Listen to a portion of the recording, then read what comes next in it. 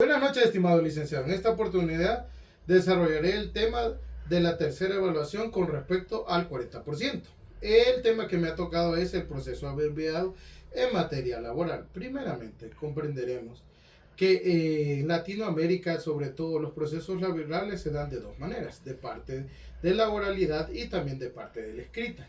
Pero tenemos que entender que por lo menos en el caso salvadoreño, únicamente se ha dejado la parte escrita. Obviamente esto nos sirve para que no solo prevalezca una cultura jurídica formalista de la escritura, sino que también prevalezca la parte de oralidad entre jueces y justiciables. Obviamente esta experiencia, la experiencia del proceso de abreviado lo que nos permite es que no haya varias audiencias, sino una agilización en el proceso.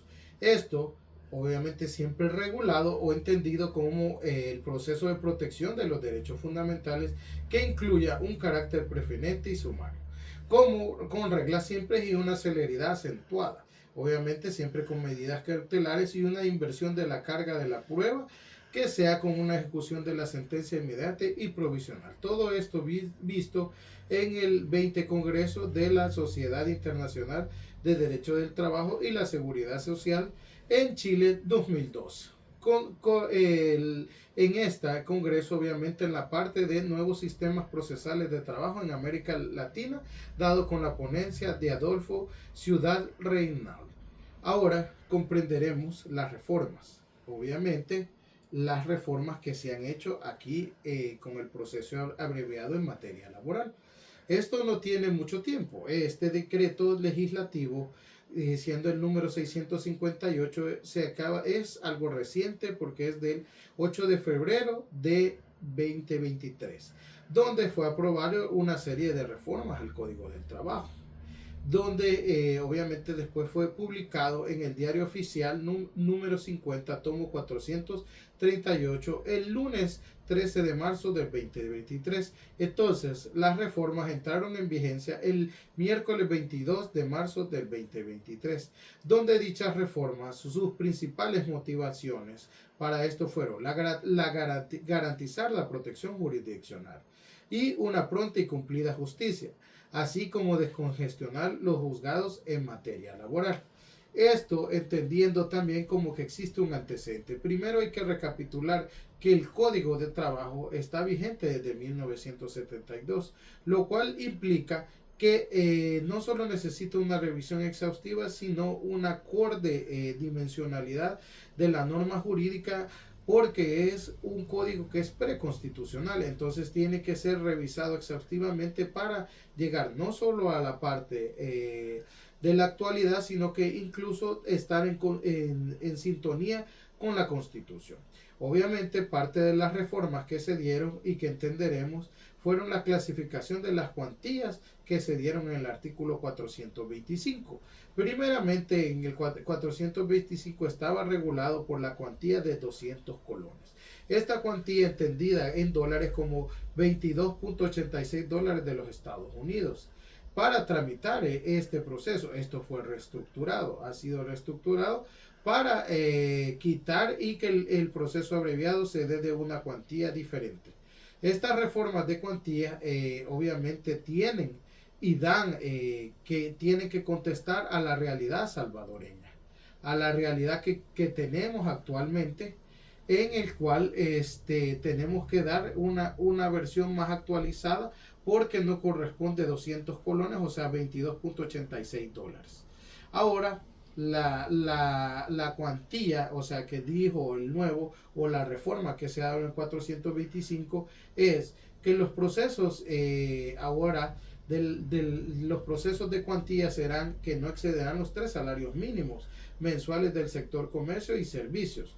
Esto para lograr el trámite del proceso abreviado, entendiendo como el salario mínimo actualmente como 400.80 dólares de salario mínimo en el sector comercio y servicios. Entonces, si son 3 salarios mínimos, estaríamos hablando que tiene una cuantía de 1.226.40, teniendo eso como límite para que se dé un proceso abreviado. En el caso, entenderemos que a partir de este límite podremos o deberemos reestructurar nuestra parte para hacer este proceso abreviado. Esto obviamente con las reformas que se ha dicho que entró en vigencia, ¿verdad? En el 2023. Entonces entendemos que en las cuantías se dan las principales pretensiones. ¿Cuáles serían de eso?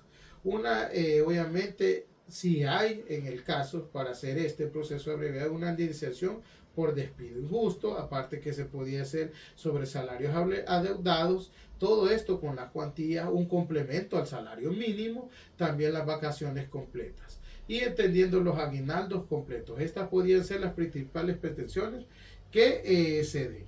Lo que no incluye la cuantía o que no se podría incluir serían los salarios caídos, entendidos o fundamentados en el 420 del Código del Trabajo, ni tampoco las vacaciones proporcionales también en el artículo 187 del Código del Trabajo, ni siquiera también entrarían en esas pretensiones el aguinaldo proporcional del artículo 202 del Código del Trabajo.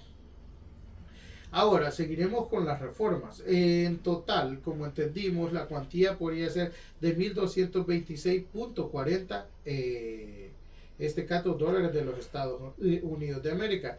Cuando entendemos que no se exceda, o sea, de esos salarios mínimos, entendemos que esto si realmente no cumple el límite de la cuantía, entonces tendremos que entrar en un proceso común, que eso ya está regulado en otro artículo en el cual estaríamos hablando del 378 del Código de Trabajo, que ya es otro proceso diferente. Para entender y comprender, seguir comprendiendo esto, es necesario comprender los diferentes procesos o lo que lleva la demanda. En el caso diremos que la demanda o las etapas del proceso abreviado llevan primero una introducción de la demanda, posterior una contestación de la demanda, un ofrecimiento de la prueba y una audiencia única. Obviamente esto diferenciándolo totalmente del proceso común en el cual tenemos que hay una demanda, una contestación de la demanda, una audiencia de conciliación, ofrecimiento de pruebas y una audiencia de sentencia, una audiencia de fallo, ¿verdad? Obviamente esto lo que nos permite es que es bien novedoso este proceso abreviado porque los jueces pueden emitir o se entenderá que pueden emitir el fallo dentro de los 3 días siguientes a la audiencia, el cual rápidamente será notificado a las partes dentro de los siguientes 5 días hábiles de haberse emitido la sentencia.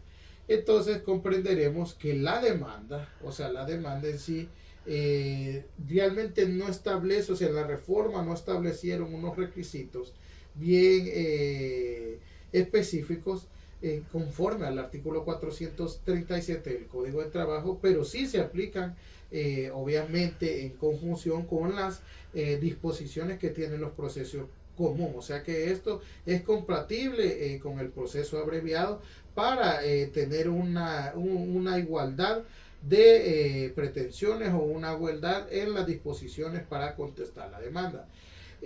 La demanda, obviamente, según el 426 del Código de Trabajo, ahora también puede ser, cuando se propone, puede ser de una manera verbal o de una manera escrita. Normalmente se ve que es de una manera escrita, ¿verdad? Para entender bien los requisitos que se llevan la demanda, tenemos que el artículo 370 del Código de Trabajo lo regula en el numeral 7, donde serán las peticiones o términos. Obviamente allí es donde se especificará el monto al cual se reclamará y allí es donde se decidirá si es un proceso abreviado o si es un proceso común. Y posterior a eso, como dijimos, allí también entendemos los plazos de los 5 o 3 días. Entonces comprenderemos que la demanda posterior a eso, entenderemos que hay la parte de la contestación de la demanda en el proceso oportuno, que está regulado en el 427 del Código del Trabajo, en el cual no establece excepciones, ¿me entienden?, en el proceso, pero sí tiene ciertas garantías en el cual el derecho de defensa, la manifestación del debido proceso y a la protección jurisdiccional. Obviamente esto dado en todo el proceso que lleva el proceso abreviado. También comprenderemos que al final el proceso abreviado tiene como ciertas circunstancias de los plazos probatorios. ¿Va? Como decíamos en el artículo alojado en el 435, podemos ver que hay 6 días hábiles para presentar estos procesos probatorios. Obviamente, esto regulado también en el 476, donde se ofrecerá toda la prueba, a excepción de los testimoniales que tienen otro tipo de plazos regulados en el 435, que puede tener otras excepciones de los 6 días. Entonces, esto hay que entender que estos plazos no son prolongables, o sea que definitivamente hay que cumplir con la norma. Y obviamente esto, como decíamos anteriormente, también en el 479 está los plazos que para pronunciar la sentencia y notificarla, en este caso a las partes, después de la sentencia definitiva del juez. Eso sería todo de mi parte. Una feliz noche.